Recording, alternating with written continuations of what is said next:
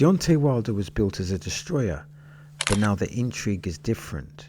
Can he still choose violence at the highest level, or has time, trauma, and the Fury saga rewired the trigger? The Simon Jordan blow-up blurs promo and pain, while Chisora plays beloved warrior. Redemption or last cash out? Boxing sells truth through theatre, but is it real or is it manufactured? This, in a sense, is entertainment mixed with brutal reality. Unfiltered chaos, analysing the mental state of Deontay Wilder. Now, Deontay Wilder, he knows how to promote a fight. And this is evidenced in the Tyson Fury trilogy. They both did a great job in marketing that fight. In a sense, Deontay Wilder knows how to create narratives. One of the big narratives is the allegation of Tyson Fury cheating, allegedly. Here's a question. Is marketing important? Well, when we look at the business of boxing, I would say that the answer is clearly yes. Floyd Mayweather, that's a reference point, was great at marketing. People paid to see him lose. I guess when we look at the context of Deontay Wilder, people are paying to see Deontay Wilder knock someone out because that's what he was known for. He was known for the knockouts. However, maybe the context has changed because now it feels like people are paying to see if Deontay Wilder can still fight. Or maybe that's a bit unfair because, of course, he can still fight, but can he fight on the elite championship level? Here's another question. Are there psychological demons? Can Deontay Wilder still pull the trigger? Does he still have the pedigree, or has his skills diminished? Is this a fight for redemption, or is this just a final paycheck?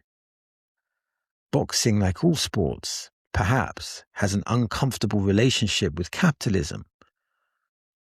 But boxing fans, they're more interested in the mastery, the jabs, the pivots, the straight rights, as opposed to the negotiating process and the whole narrative of feeding your family, making enough money.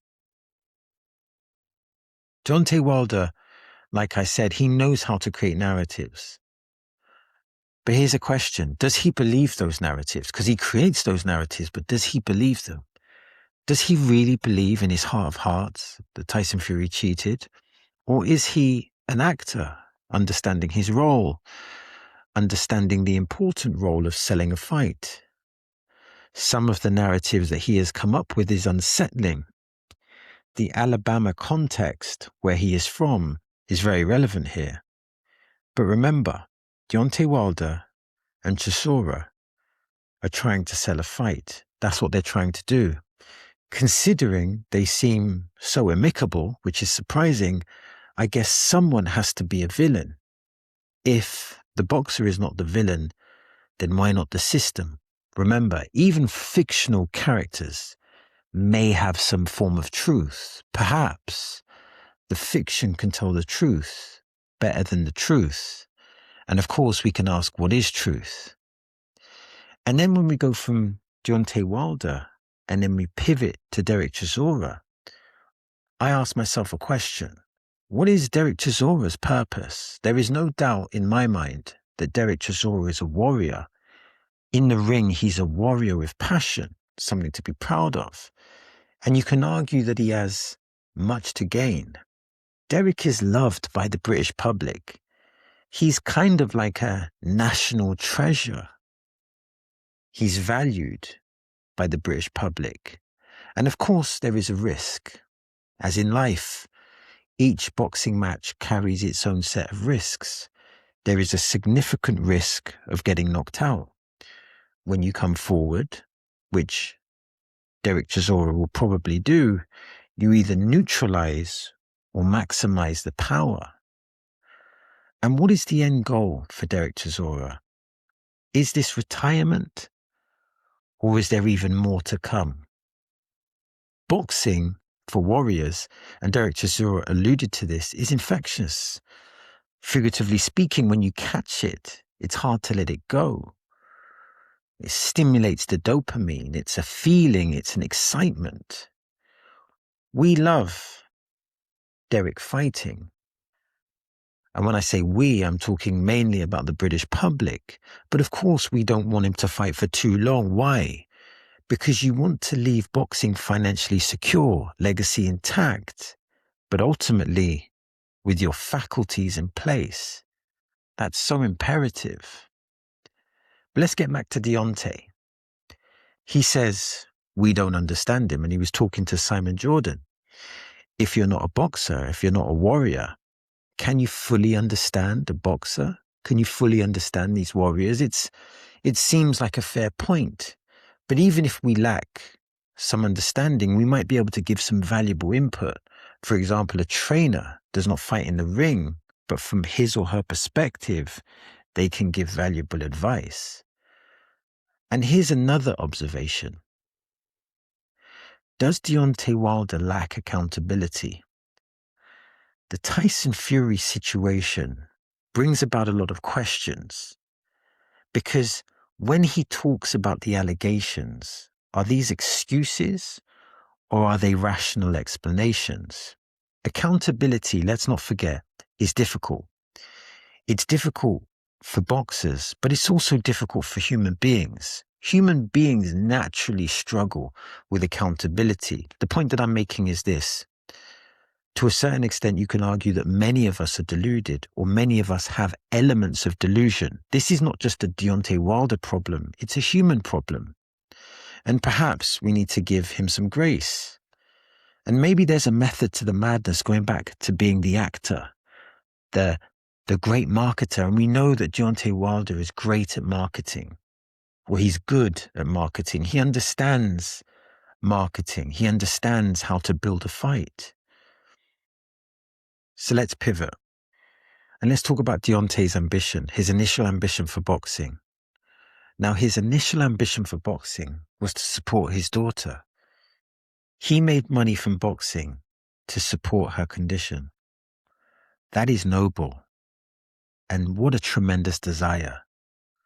I wonder, why does the media not focus on this story? Putting yourself in danger to support your family. It's beautiful. It's brutal. It's the nature of life. In this sense, Deontay has made it. He made a fortune to secure his family financially, to support his daughter's condition. So by that metric, he is a winner. He has won the big fight, the fight that matters. But what is the motivation now? And what about the situation between Deontay Wilder and Simon Jordan? What was that? Was that a meltdown, a genuine meltdown? Or was it simply promotion? A performance? Was it genuine anger? And Simon Jordan took the accountability angle. But by taking that angle, he used Tyson Fury as the hook. The reference to Tyson Fury, that was the trigger. And the conversation turned nasty.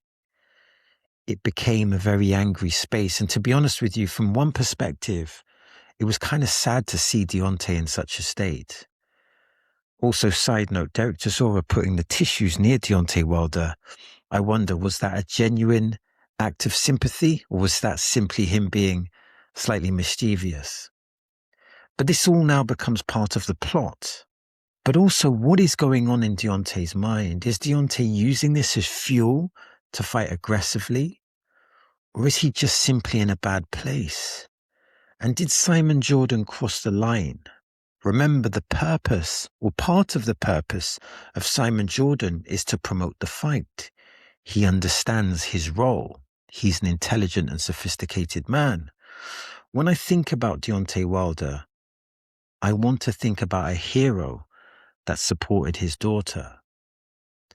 I don't want his legacy to be tied to not taking accountability. Again, accountability isn't just a Deontay Wilder issue. It's an issue that many human beings face. And the Alabama context, that's important.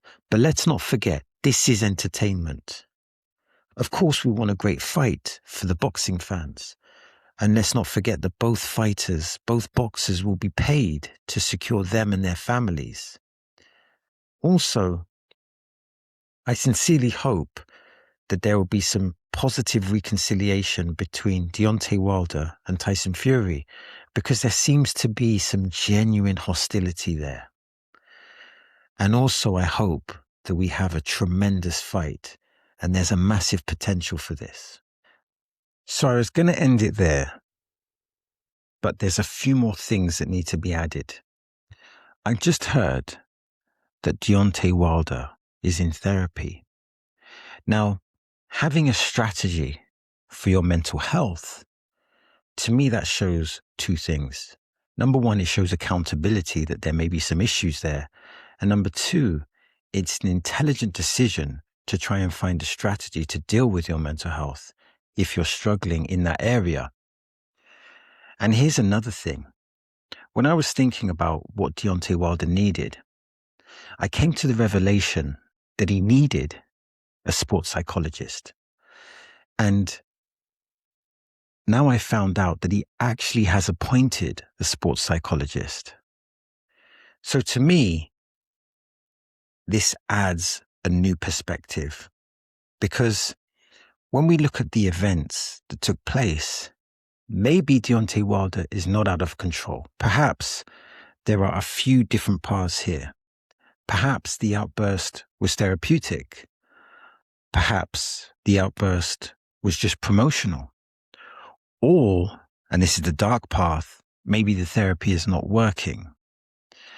And we hope that that's not the case. What is the case, though, and I think there's an objective reality here, is that mental health in boxing is essential, because it's essential to have effective psychology. Others may call it positive psychology. Let's give a reference point. Let's give two references. When Evander Holyfield fought Mike Tyson, it's important to understand who Mike Tyson was. Mike Tyson at the time was seen as the baddest man on the planet. He was the knockout artist. He was the man with speed, power, and he was intimidating. He had the intimidation levels of, say, a Sonny Liston, another boxer that was heavily feared in his time.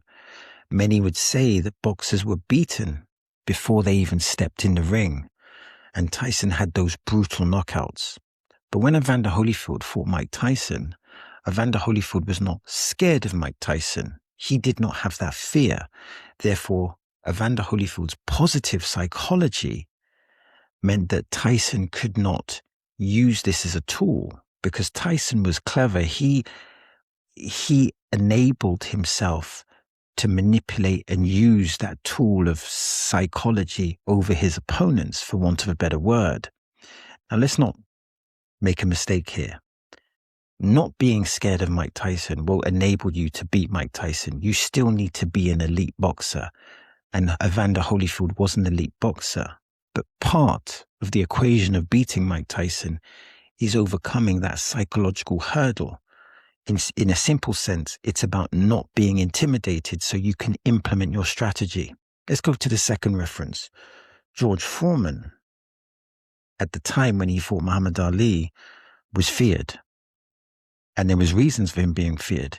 He knocked out Joe Frazier, a great fighter, in 2 rounds. He knocked out Ken Norton, another great fighter, in 2 rounds. But Muhammad Ali had mastered the psychology. He previously had beaten Sonny Liston, another feared champion. So Muhammad Ali was not scared of George Foreman, and he actually used his power against him. What's the point here? The point here is that mental health, positive psychology is essential in boxing. It's not the only thing, but it's an important thing. This leads to my next point. Boxing is not just one thing. It's many things. It's multifarious. It's not just a strategy. It's not just a jab. It's not just the counter punching. It's not just the conditioning. It's not just the endurance. It's not just the timing. It's not just the psychology. It's all of those things. So considering that, here's an important question. Who is Deontay Wilder's trainer? Because he needs a good trainer. Let's give another reference point.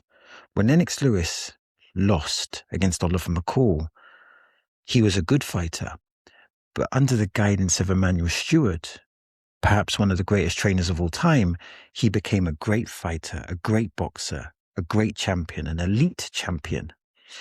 When Vladimir Klitschko was beaten and stopped, he was a good fighter, a good contender. But Emmanuel Stewart, or under the guidance of Emmanuel Stewart, Vladimir Klitschko became a good fighter, a great fighter. He became a dominant champion. The important thing here is that Emmanuel Stewart was a critical role in manufacturing these two great champions. He wasn't the only factor, but he was a significant factor. Now, Malik Scott is not a bad trainer, but perhaps he was not the right trainer. Let's just remember that Malik Scott is a student of the game. He's very knowledgeable, and I think the criticisms of him are very harsh. But Deontay Wilder needs the right trainer. He needs a great trainer to bring out the best of him. Finally, here's another observation. There seems to be zero hostility between Deontay Wilder and Derek Chisora, which is surprising considering how good these two boxers are at marketing events. Their Daily Mail interview seemed more therapy than friction. However, as the fight gets closer, that may change. Now, here's a point to consider. Consider this. Just because there are smiles and handshakes does not mean there won't be entertainment and violence. So that's the end of the video. Now I'm trying to build a digital boxing community.